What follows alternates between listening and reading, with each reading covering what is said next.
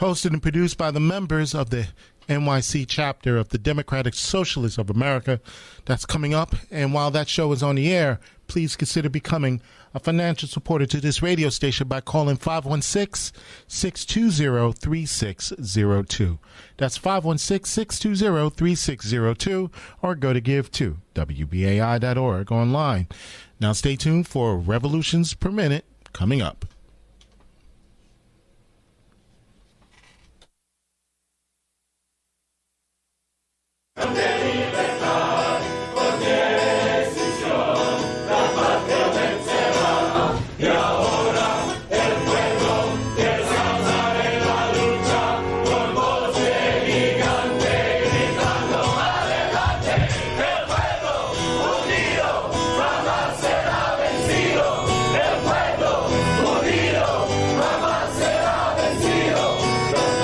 Revolutions Per Minute is a weekly radio show from the New York City chapter of the Democratic Socialists of America, recorded live at WBAI 99.5 in Brooklyn every Tuesday at 5. RPM is about doing the work to build a democratic socialist future. Every week, hear the latest news, analysis, and organizing experience from the minds and hearts of activists fighting every day in NYC. Join the movement at socialists.nyc. You're listening to Revolutions Per Minute, live on WI, a socialist radio show and podcast from members of the New York City Democratic Socialists of America. The Democratic Socialists of America is the largest socialist organization. Hey, Reggie, are you hearing a feedback? No, continue on. Okay, sounds good.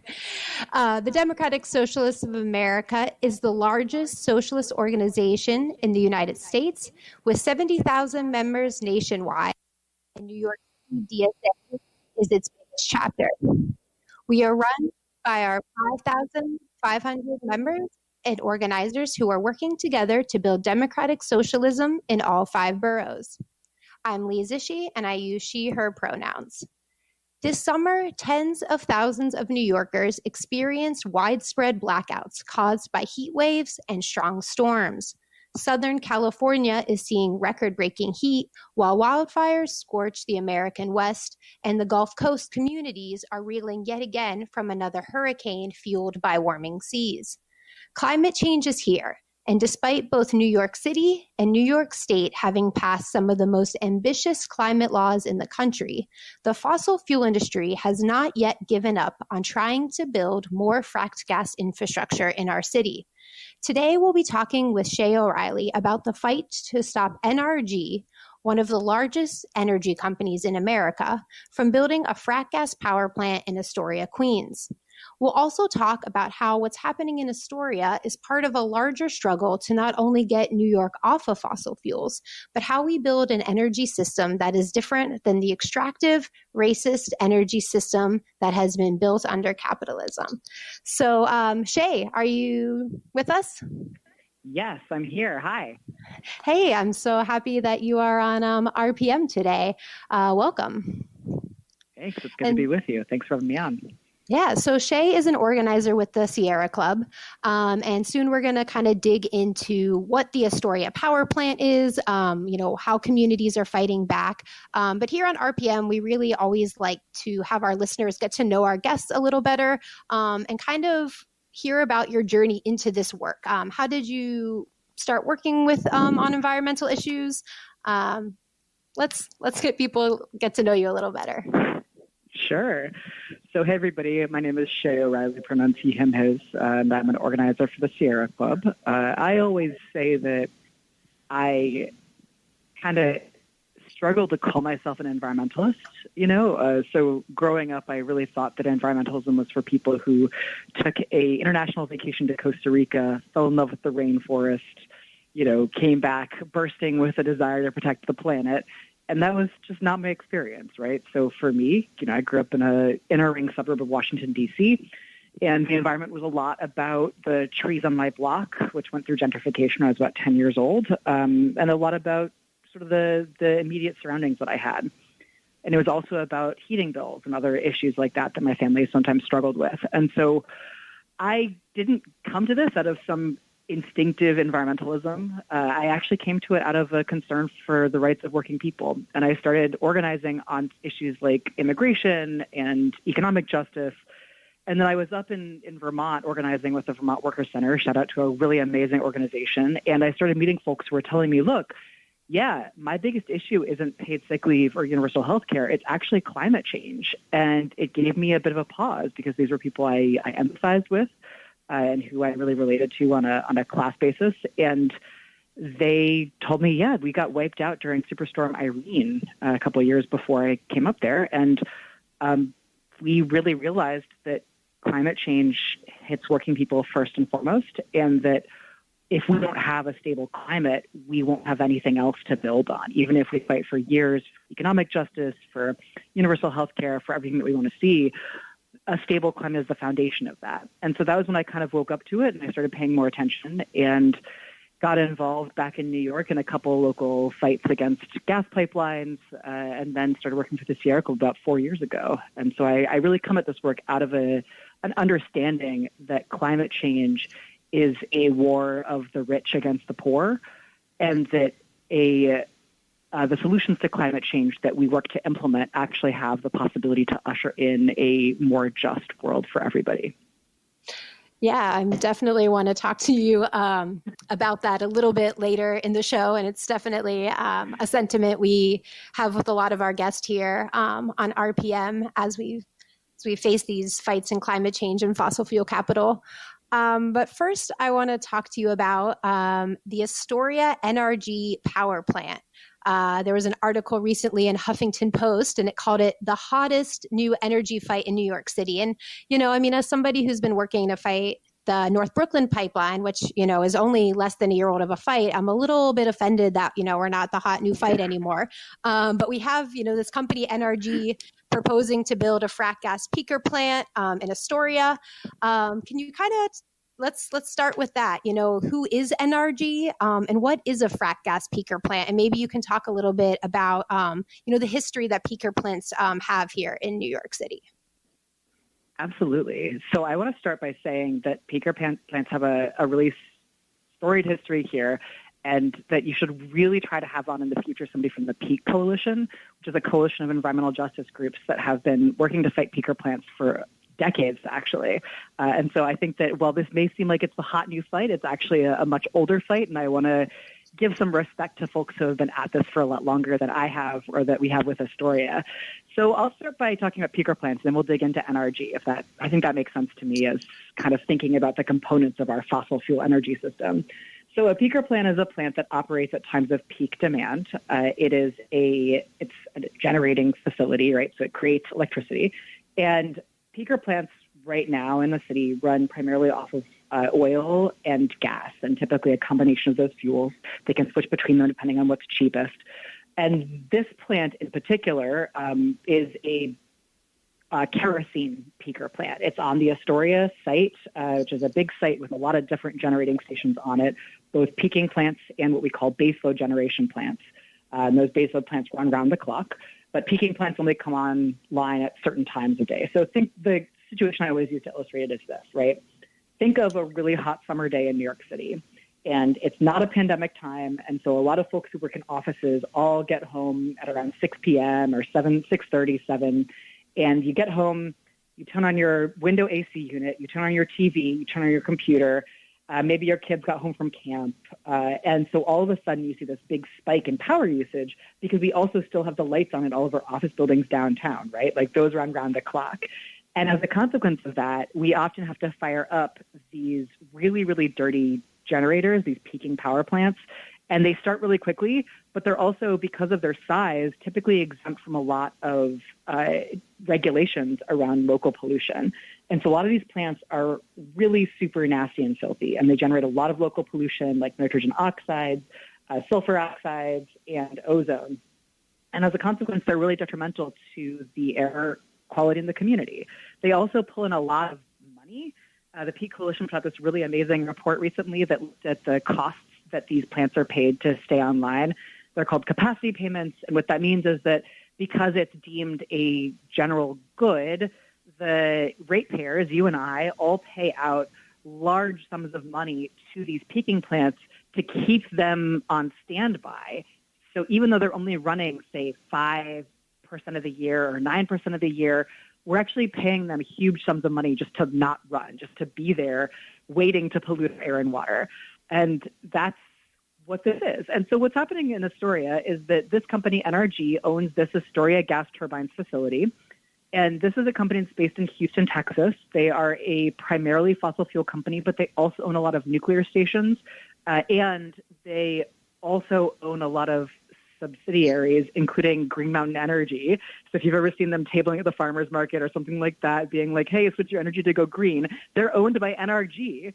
And so this power plant is actually subjected to a new regulation from the state that would force it to shut down because it exceeds emissions limits on nitrogen oxides.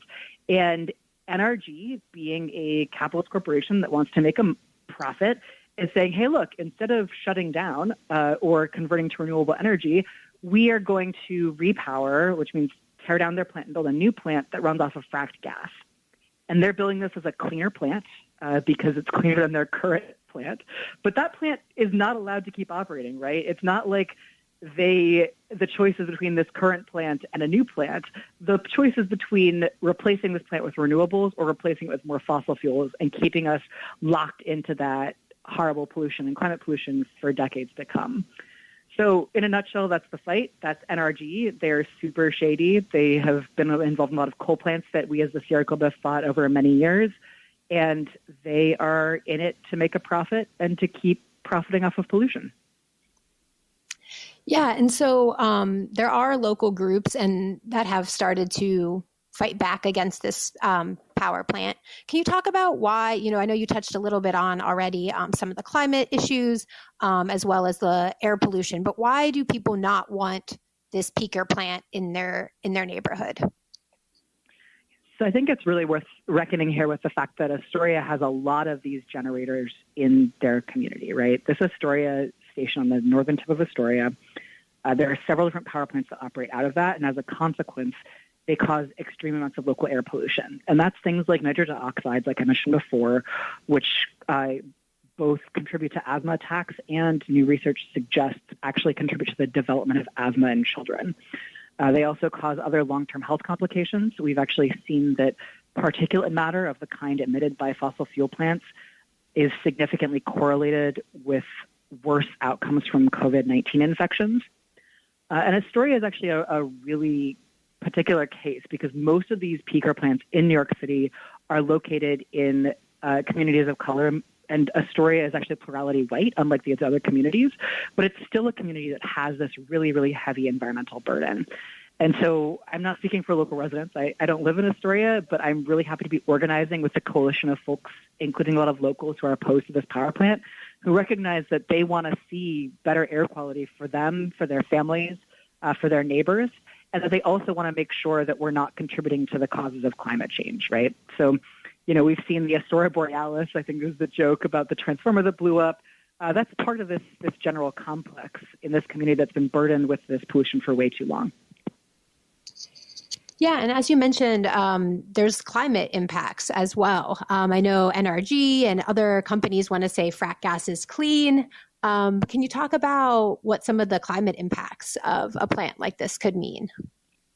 Yeah, absolutely. So I actually haven't done a deep dive into the filings that NRG has submitted with their application. I think that some of that's actually going to come in their environmental impact statement that they're currently working on. So we don't have those data yet. But this is a classic case of greenwashing, right? For many, many years, the fracked gas industry has been arguing that they are a quote-unquote bridge fuel from coal into renewables. We know that this is BS. This is a very old and tired talking point. And we actually know, based on studies that have been done by folks out of Cornell, that fracked gas contributes more to climate pollution on a 20-year time frame than coal does because of methane that is released throughout the cycle of the fracking process, the transportation process, and finally the combustion process. Unfortunately, up to this date, a lot of our inventories of greenhouse gas haven't included these life cycle emissions. They just include what's generated by combustion at the power plant.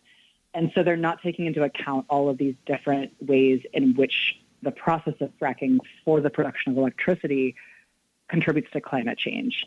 And really, basically, we know that we're in a climate emergency. We know that COVID-19 actually has only barely slowed the warming of our planet, and that we need to get off of fossil fuels as quickly as possible. We don't have decades to come for us to transition off. And we need to make sure that we're switching to renewables really, really quickly. I really want to also do a shout out here to the fact that New York State has this really ambitious new climate law, the Climate Leadership and Community Protection Act, which I'm sure many of our listeners, and I know that at Sierra Club, we really worked hard to pass. This law mandates that we switch to renewable energy by 2040, and that we get to 70% greenhouse gas reductions from the electric sector by 2030. There's no room within this plan for the continued build out of fracked gas infrastructure. Yeah, and I really recommend people we did a really great episode on the Climate Leadership and Community Protection Act with Ryan Madden here on RPM. So I really recommend people check out our Simplecast for that past episode to learn more about that and the fight that went into passing that. You're listening to Revolutions Per Minute on listener-sponsored WBAI in New York City, broadcasting at 99.5 FM and streaming on your favorite podcast apps. To connect with us after the show, you can email us at revolutionsnyc@gmail.com. You can also find us on our website, revolutionsperminute.simplecast.com, or on Twitter at NYCRPM. Today, we're talking about the fight to stop a frack gas power plant from being built in Astoria, Queens by NRG. They're a large fossil fuel company. We're being joined by Shay O'Reilly, who's a organizer with the Sierra Club. We just kind of heard all of the nuts and bolts about this plant, why it's going to be really bad for the local community as well as our climate. So now that we know that this plant exists, how are people trying to stop it? What is the approval process like? And where are we at right now in that process? Thanks for asking. So I'm going to try to distill it down. I apologize. I feel like our energy policy is actually intentionally complicated, right? Like it's really obtuse and it's hard to get a foothold in as an everyday person. So I've spent 4 years trying to understand this and break it down since I started working at Sierra Club. So I'm going to do my best, and I hope that folks can follow along. And please ask me any questions if you feel like anything I say is unclear. So basically, this plant actually had all of its permits to be built back in 2009, 2010. And this was under a piece of legislation called the State Environmental Quality Review Act, or SEQRA, SEQRA. And under that act, there's this process for approving various projects that have environmental impacts that goes to the Department of Environmental Conservation. However, due to the fight that I think was actually led by frontline communities and environmental justice communities, there was a new legal structure implemented in 2011 that provides a different process for energy-generating facilities to be approved, and that's called Article 10, right? So this plant was approved under the previous process, the SEQRA process, but it was never built. It was never built because the marketplace just they couldn't make money off of it. It wasn't favorable market conditions. So they just let it sit there for a while. And then this new process was implemented. And so every other power plant that we have to fight, which I'm sure we'll get into in a little bit, is now going through Article 10. And then a couple of years ago, NRG said, hey, look, we think that the market's getting more favorable. We want to build this power plant. And do we need to change our application? Does our application need to go through Article 10? Because we'd really prefer it didn't. And they had some upgrades to the plan since then, right? Like they changed out the turbine kind and stuff like that. And so they applied to the state for exemption from Article 10 for being grandfathered into the SEQRA process, which is much less rigorous. And the states in 2019 said, yeah, you can just keep going through SEQRA, just modify your application and we're good. So they're still in a decade-old process of getting approval by the state to build this power plant, which is honestly a travesty. Like, the whole technology system has changed in the last 10 years. We've seen our environmental standards change in the last 10 years. We've seen the prevailing winds of climate policy change in the last 10 years. There's no reason that this plant should still be under this process from 10 years ago. So we've got to fight back against that. But here's how this process works. So they're currently involved in drafting up what's called an environmental impact study, which lays out all of the ways in which their plant is going to have an impact on the local community and the environment. Following that, the Department of Environmental Conservation will take a look at their application. There will be opportunity for public comment, and then they will make a decision on whether or not to allow the plant to go forward. So it's all in this one agency. There's really limited opportunities for public engagement. Many of our coalition partners, the local groups who are engaging with this process, have already filed comments on the initial environmental impact statement scope, which is like them saying, here's what we're going to study for this study, and then they're going to go ahead and do it later on. But that process, like I said, only has a couple more levers that we can push to really get the DEC, the Department of Environmental Conservation, to deny this application, right? What we really need to see is that this plan is instead going to go through Article 10. And it's really straightforward why they should do this, right? Not only is this a decade-old plan, but it's also undergone several revisions since then, right? So not only is this plan really different now than it was in 2009 when they got their initial approval, it's actually really different now from the plan that they submitted to the state a couple of years ago when they got grandfathered in. So they have a plan that's 2 degrees removed from their initial plan that got approved by the state, which to me means quite plausibly that it has to go through this new process, right? We can't be taking this, what's basically a new application, and putting it through a decade-old process. So we're working right now to really fight hard to get it switched over to this Article 10 process. And I know this is a lot of like numbers and names and all this stuff, so I really appreciate your listeners for bearing with me. But essentially what that would mean is that there would be a lot more opportunities for the public to engage. We actually get oversight through appointees by local assembly members and senators that would be going on the siting board that would be responsible for approving or denying this project. And it would have a lot more opportunities for the public to engage, which in my mind is not only good because we like more energy democracy, but it's also good because the COVID-19 pandemic has meant that opportunities for public engagement have been necessarily limited, right? People aren't gathering as much. We can't have these large public hearings. It's harder to go canvassing. We have to come up with these different creative solutions for boosting public turnout. And frankly, a couple of really arcane comment periods are not going to do it. Thank you so much for breaking down that really wonky energy policy. Here on RPM, we're all about doing the work and organizing. And part of that work and organizing is often breaking down those processes, which exactly like you said, they're not actually meant for public participation. They're very bureaucratic, but energy is such an important thing that really touches, all of our lives. We're paying for it every day. So really appreciate you breaking down that very wonky process for us. I spend a lot of my time also doing the same. So I feel like it's the cottage industry at this point, right? Like it's so complicated, both to benefit the big polluters and these big corporations, but also to benefit like the nonprofit industrial complex, right? Where we all like make a living as much as we do by interpreting this process for everyday community members. And if we had more straightforward regulatory processes, more democracy, like, I don't know, I always want to organize myself out of a job. You know what I mean? Yeah, no, but instead, like the combination of capitalism and the nonprofit industrial complex, like you pretty much have to hire somebody just to be like the acronym explainer, like that's how we're creating jobs in this economy, doing this work sometimes. But so you talked about the Department of Environmental Conservation. This is the agency that banned fracking in New York to a certain extent. They've also stopped other frack gas infrastructure projects before. Can you talk a little bit about, how New Yorkers have stopped these infrastructures, pipelines, power plants type things before? And also what is it going to look like to organize to stop this, just beyond participating in this regulatory process that you so excellently explained? Absolutely. So I think that one of the first things I really realized when I started getting into this energy work is that basically,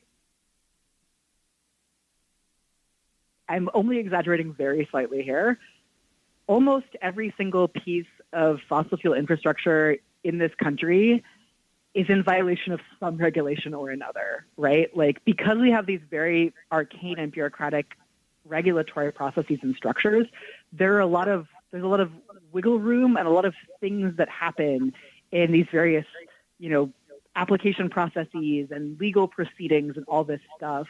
And I think that if you actually looked into it, you would find a number of, little like Al Capone on the tax stuff things going on. But that's not actually how we win, right? Like this whole system runs because a bunch of corporations have a lot more power over our energy system than we, the people, do. And I always talk about it like this, right? If we had a choice, none of us would choose to continue to get our energy from a system that poisons our air, that pollutes our water, that causes illness from the point of extraction to the point of combustion, and that imperils our future living on our fragile planet with its incredibly delicate climate structures, which we only are beginning to understand.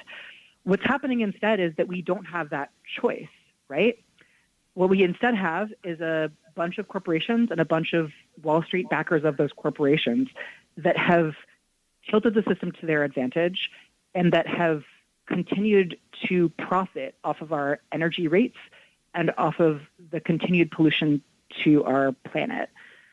So what we have is a problem of democracy, right? Where we have this system that's set up to benefit these small minority interests, the wealthy. And the solution to that has to be more democracy.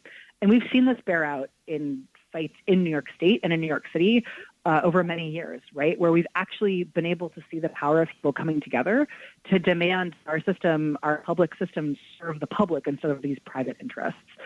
So I think a lot about the fight to ban fracking, which was actually before my time in the climate movement. So I'm deeply indebted to all the people who charted this path before me, where we banned, I want to be super clear about this, we banned the fracking process in New York State.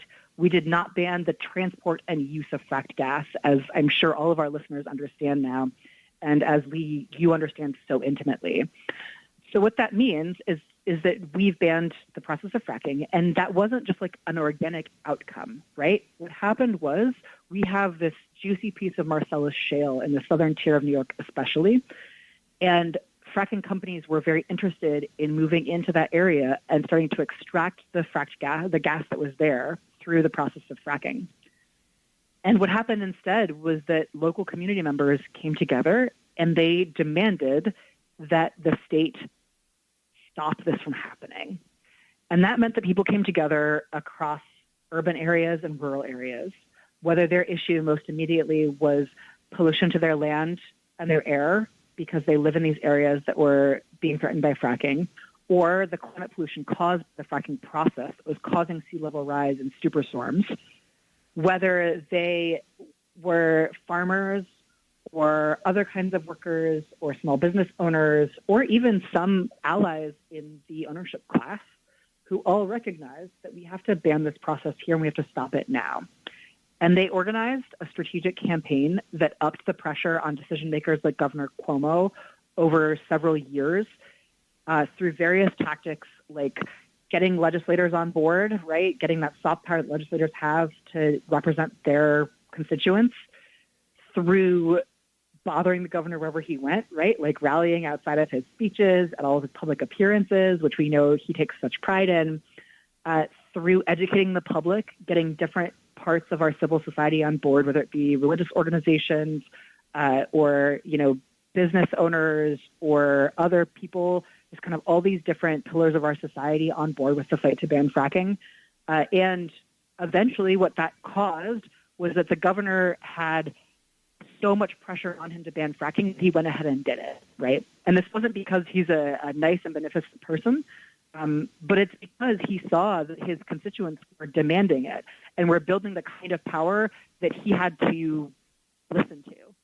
And I think that that's the model for these fights going forward. But we really have to make sure that when we're fighting these fights, we're actually raising up the voices of folks who are living at the front lines of this issue, who are right up against the fence line, right up in the neighborhood that's going to be most impacted, and by making sure that they're the ones who are calling the shots.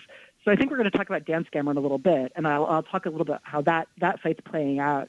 But what it really looks like is waging these strategic campaigns that need everybody, but that especially need the folks who are living with these consequences right here and right now, leading the charge and building this movement that can exert power.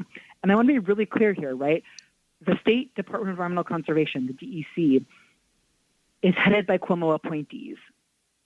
Governor Cuomo is the one who has the power to stop this. And a lot of the fights about fracked gas infrastructure that, Lee, you've been a leader in, y'all often, call out Basil Sagos, the head of the DEC, right? But in the end, it's also about Governor Cuomo stop this project, stop the Williams pipeline, stop the Constitution pipeline. And that's because he has done a really good job at making sure that everything answers to him. And he has said that he wants to be a climate leader, and it's on us to actually make him do it, right? Again, politicians don't do things out of the goodness of the kindness of their heart. No offense to my politician friends. They do things because they see that the people that they are accountable to are demanding them, and that we can marshal the power, whether it comes as votes or as people in the streets or as various elected officials or cultural workers, that power is unstoppable. Yeah, I mean, Governor Cuomo definitely would not have banned fracking without people at his door. And, even the CLCPA, he actually put the word leadership in there. Yet here we are constantly having to, actually hold him accountable to the own laws that, he's signed. Is this plant actually against New York City and New York State's climate laws that we have passed? That Governor Cuomo and Mayor de Blasio so often kind of point to as, their climate leadership bona fides? I think that is a social movement question masquerading as a legal question, right? So we have these laws that have this language about how we need to get off of fossil fuels, but how that is actually implemented is up to us as the people of New York to force, right? It's not necessarily that, we're not going to get them on this one clause in this one paragraph of this one law unless we put pressure on the interpreters of that law in the state government to insist that that's the case, right? So right now, here's what NRG is saying. NRG is saying that they're going to repower this plant. They're going to build this new fracked gas plant to replace this kerosene plant. And that when 2040 comes, they can flip a switch and switch it over to hydrogen fuel. Now, all right, if you listen to their press releases on it, this may sound very cool, but I want to be very clear about this with everybody out there. This is a theoretical technology that as of yet cannot be sustainably generated on a scale to allow us to produce electricity from it. Right now, the options for using hydrogen power are primarily actually using it coming from methane, from fracked gas, and mixing it with gas from fracking as a quote-unquote cleaner fuel source. We do not have 100% renewable ways of producing hydrogen at the moment, and this company is arguing that they're just going to switch to it in 2040. In actuality, this is the argument that they're making, right? And the point I'm making here is that they are making the argument that they comply with the state's climate law because they have this hypothetical future potential clean energy technology that they can switch to. From my perspective, that's BS, right? That's not an actual real answer to the urgent need to get off of fossil fuels. What we need instead is to switch to renewable energy. But there's nothing in the CLCPA that dictates specifically that you can't build a new fracked gas plant that claims it'll run on hydrogen in 20 years, right? There's not that specific language. Where it matters is in the interpretation and the implementation of the language that the CLCPA sets forward about where we have to go and what it's going to take to get there. And that implementation is a product of contestation, on one hand by organized money, as we see in the form of NRG, and on the other hand by organized people, as in us and all the people who understand that we can't, I think that, that we can't keep, building out this fracked gas infrastructure and claiming it's taking us somewhere, right? That it's this bridge to nowhere in actuality. So I hesitate to say that it is clearly and definitively against these pieces of legislation, because what we actually need to do is to make sure that this legislation bans stuff like this. And that's going to take people power. It's not going to take a bunch of lawyers sitting in a room, even though we have some amazing lawyers that we work with. Yeah, and if people, if listeners are interested in learning more about, the people power side of this versus the energy power plant side of it, local organizers and environmental groups will be holding a teach-in on the Astoria Energy Power Plant tomorrow night. It's a virtual teach-in at 7 p.m. And there will also be a march and rally at Astoria Park on Saturday, September 12th at 2 p.m. And you can find out more info about both of those things at bit.ly/forward plan or bit.ly/forward/ not dot. Sorry, I'm like not being able to read today. bit.ly/no plant sign up. All lowercase, no plant sign up. And so you've been listening to Revolutions Per Minute on listener-sponsored WBAI in New York City, broadcasting on 99.5 FM and streaming on all your favorite podcast apps.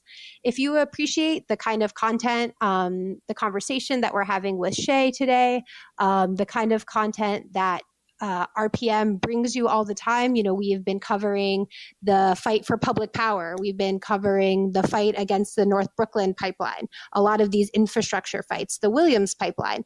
And when you're seeing a lot of the coverage of what's happening in the world today, a lot of corporate media doesn't even mention climate change. But here on Revolutions Per Minute on WBAI, we're not only mentioning climate change in all of these fights and in everything that's happening, we're also talking about how capitalism and the fossil fuel industry is directly responsible for that. So if you appreciate this kind of content, we're only on air because of listeners like you. So if you'd like to give to the station, you can call 516-620-3602. Again, that number is 516-620-3602. You can also go to WBAI.org and become a BAI buddy with Revolutions Per Minute so that we can continue to have, great conversations with organizers like Shay and really bring you the stories from the front lines of the climate fight here in New York City. So again, please consider becoming a buddy for Revolutions Per Minute. We're only on the air because of people like you. So Shay, now that we've really dug into this power plant in Astoria, I kind of like to zoom out a little bit and look at the bigger picture here in New York. This summer, again, we had terrible blackouts last year. We saw blackouts again this summer. We have the corporate utilities like Con Ed and National Grid trying to raise our rates for more fossil fuel infrastructure like the North Brooklyn pipeline, in addition to the Astoria peaker plant. There's another one in Gowanus being proposed. We've got these really massive frack gas power plants like the CPV in Cricket Valley upstate. There's another fight that you mentioned, the Dan Scammer frack gas power plant on the Hudson Valley being proposed. That's a lot of frack gas infrastructure still being proposed in 2020, as we're seeing the impacts of climate change in a state that's supposed to be leading. Why are we still fighting frack gas infrastructure this late in the game? Well, there's a lot. It's a big picture, right? It's really messy. And I think before I get into why we're still seeing this frack gas issue, it is connected with the blackouts, but I want to be extremely clear that a lot of the blackouts that we've seen in New York City are a consequence of poor maintenance of the distribution lines. It's not actually we don't have enough power. It's just that they have, as I understand it, Con Ed and some of our other utilities have done a poor job of actually making the upgrades that they need in their system to successfully deliver the electricity that we do have to their customers. So I want to mention that. Because I think that there's this false idea that, we can't keep the lights on with renewables, and that's just not true. But let's take a step back here. What we're looking at in New York State is a lot of discrepancy, as I think you were getting at, between the rhetoric that's being used and the sort of big, ambitious goals that have been set both by New York State and New York City. And that's one hand. And then on the other hand, the continued reality that New York State, and especially downstate New York, the Hudson Valley, New York City, and Long Island, are heavily reliant on fracked gas to meet their energy needs. And that's a consequence. That's a question about, like, this is kind of our starting point, right? We sort of started with this heavily reliant on fossil fuels structure, and we've known for decades that that's a problem. But up to this point, we've actually failed to get the renewables built on the scale that would allow us to retire these plants. And that is a political failure, right? Like, straight up. What that is, and there's a lot of kind of contributing factors to that failure. One of them is that up until now, we've actually had a really onerous and obnoxious process for citing renewables. It's actually the same Article 10 process, right, which we mentioned in the context of the Astoria plant, which is that we're hoping to put it in Article 10, where we hope we can make it die an ignominious death. Unfortunately, that's been happening to too many of our large-scale wind and solar projects, right? And currently, New York State has an energy system that was subject to deregulation, which means that no one entity can own generation, transmission, and distribution altogether. So what that means is that utilities can't own generation stations. Instead, generation stations, whether they be a wind farm or a fossil fuel power plant, are all owned by private developers. And as a consequence, the state needs to come up with systems by which they both incentivize the development of renewable energy, disincentivize the development of fossil fuel energy, and finally allow the siting or not siting of these various energy plants by these private developers. So we're running into this challenge where we've got these big goals, but the state is using what I think are kind of fundamentally very complex mechanisms to achieve them. And among other things, we've had this problem with Article 10, right, where it's really hard to get anything through Article 10, especially wind and solar projects. And what that's meant is that we have been very slow in building out solar and wind projects that we need on the scale that we need to take New York State to more renewable sources of energy.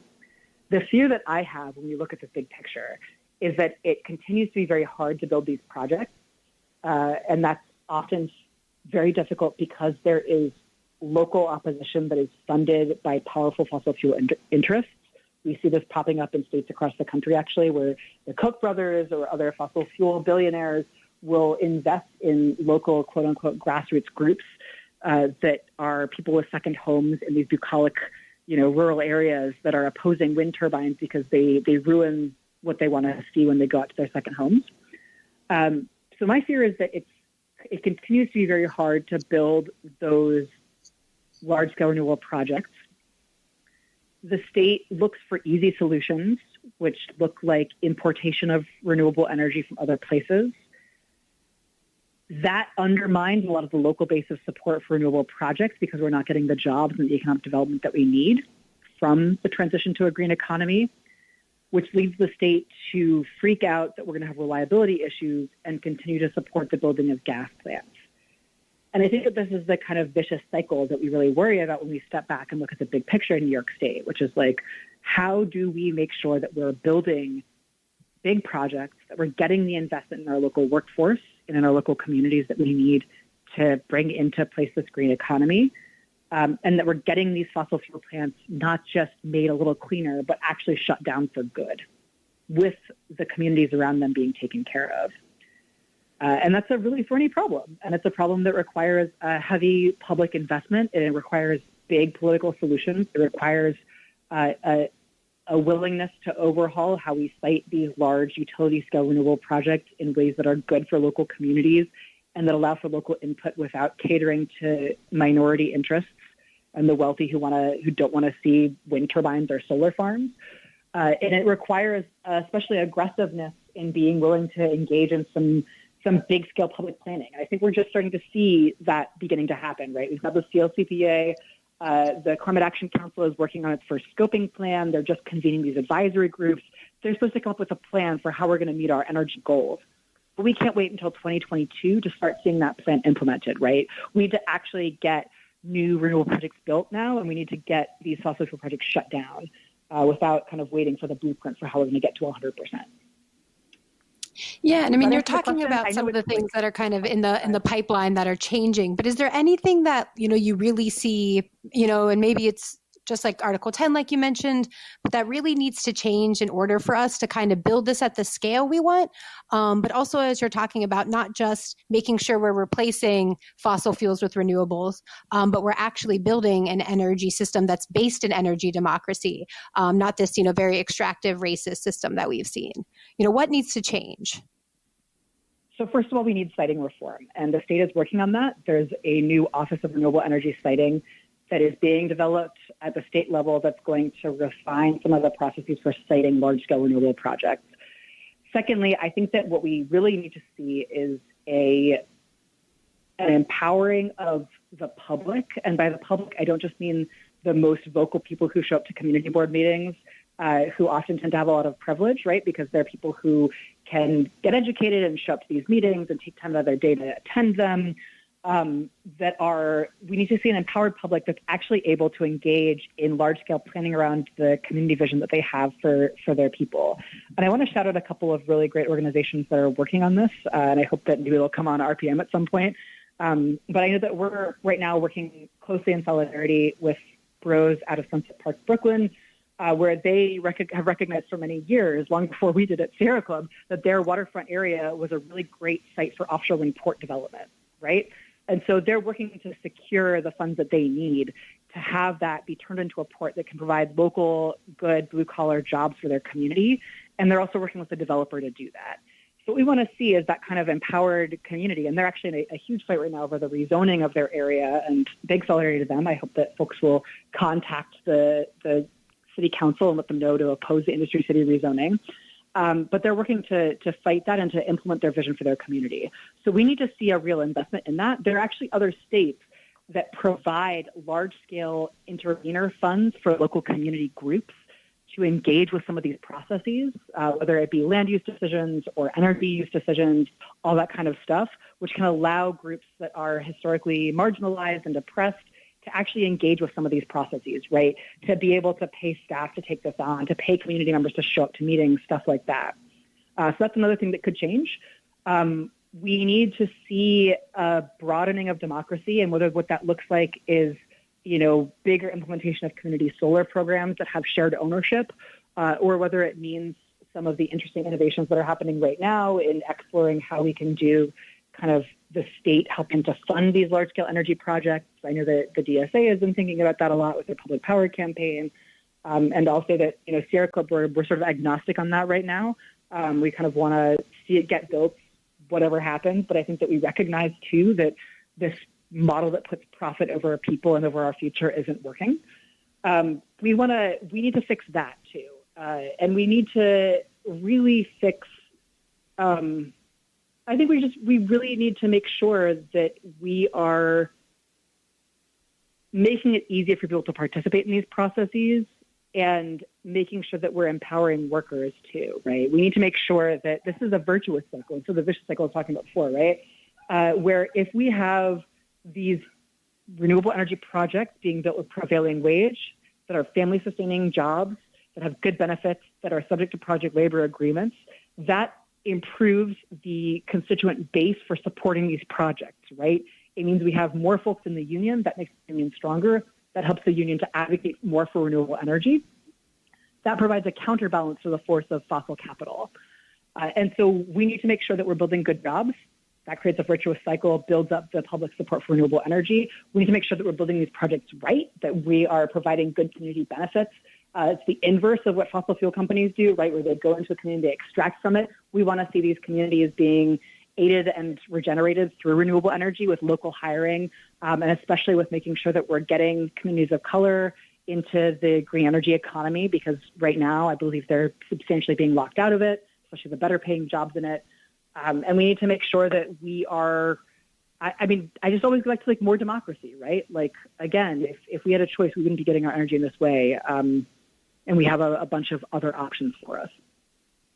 Yeah. And I want to kind of talk a little bit about, how not all renewable energy, just because it is made, through the sun or the wind or water, does not necessarily make it part of this just transition.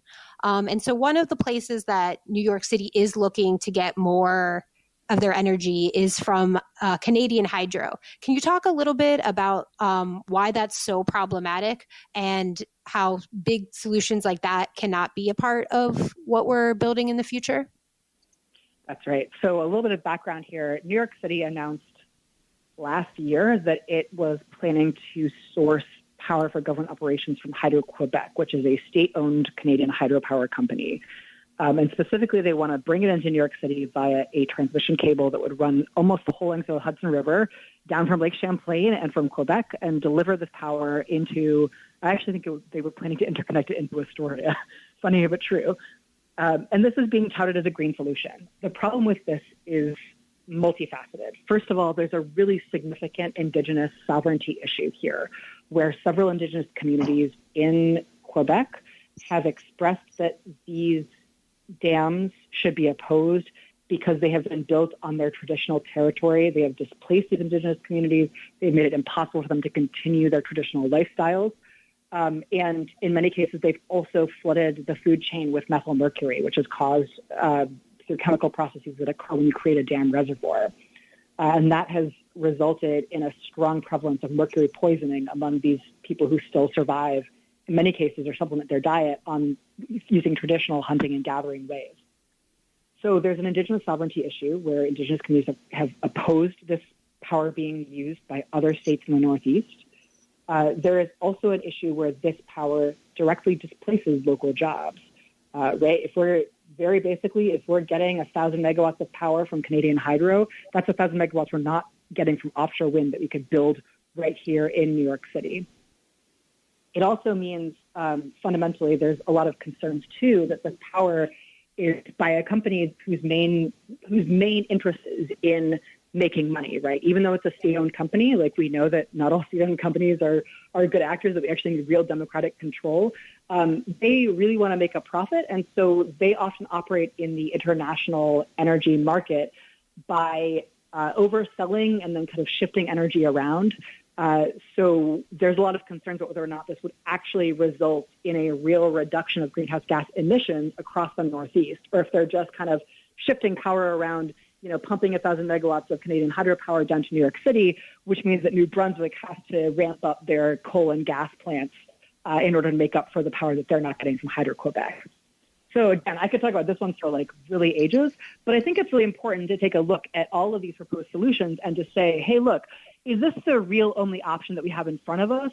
And is it consonant with the values that we have of actually finally for once respecting Indigenous nations, of investing in our local communities, of creating local jobs, and of reducing the impact that we have on the earth and the ways in which we exploit labor and the planet. And to me, Canadian Hydro doesn't meet that demand. And that's the case for many of our partners, too, who have been opposing this plan.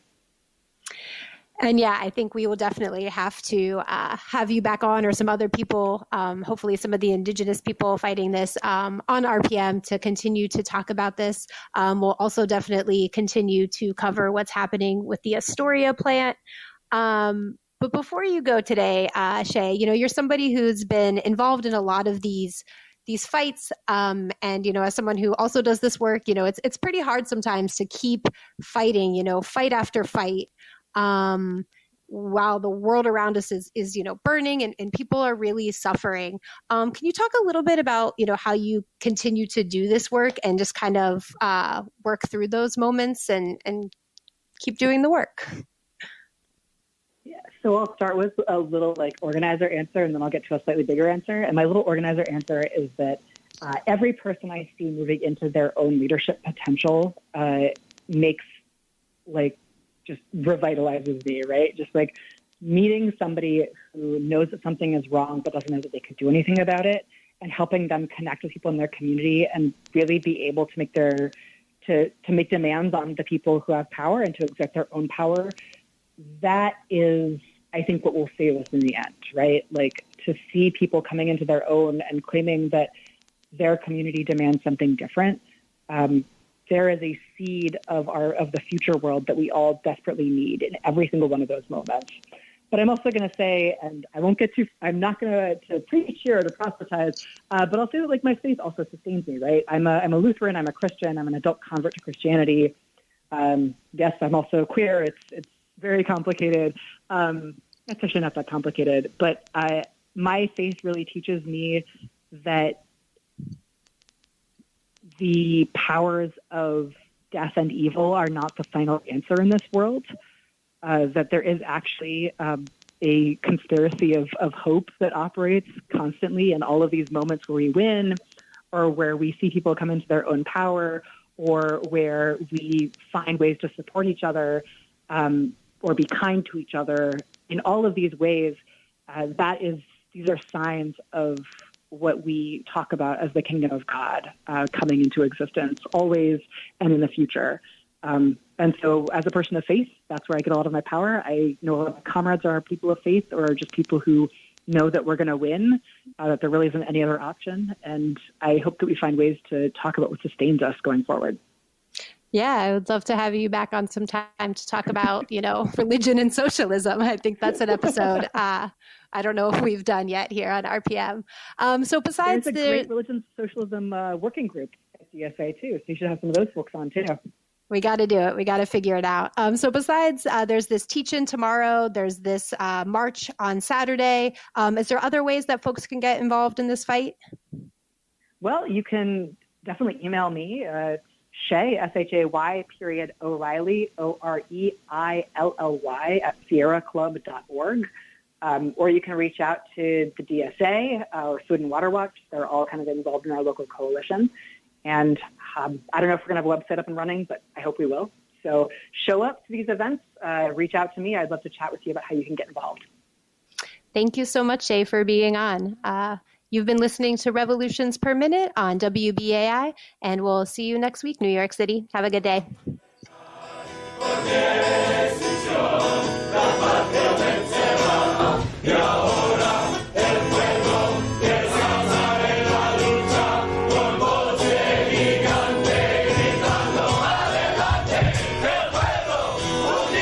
Hello, I'm Max Schmid, member of the WBAI Local Station Board. WBAI's Local Station Board is the Pacifica Foundation Board, which advises